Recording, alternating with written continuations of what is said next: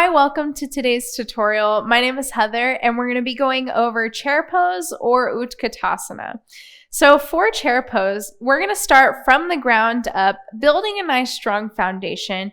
And you want to, two options. You can take the feet hips distance or you can bring them together. I'm going to review the hips distance way first. And if you're a beginner, I highly suggest to start with this version first as it's a little bit easier.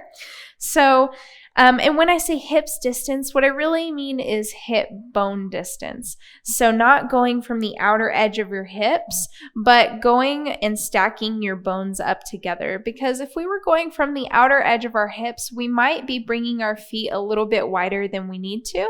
So just lining those up.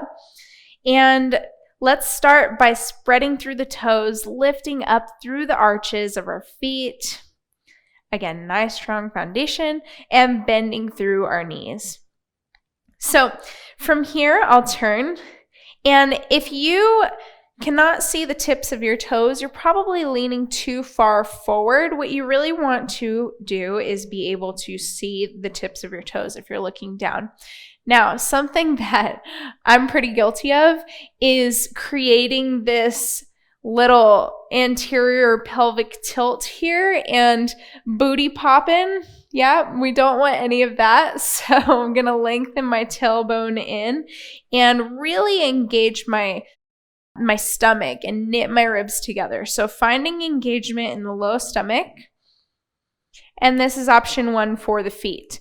Option 2 would be, one more thing is that if you are taking the feet hips distance, really make sure that your feet are parallel, your knees aren't falling into the center.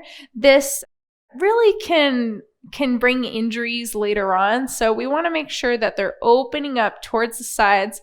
I promise you too, once you really open up those knees and keep everything parallel, your legs are going to turn on like fire probably. So that's what we want.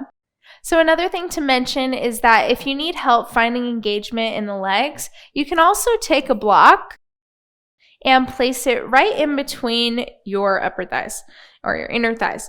So as you bend through the knees, you squeeze the block together. This will turn on those thighs, turn on the legs, and really help you with leg placement.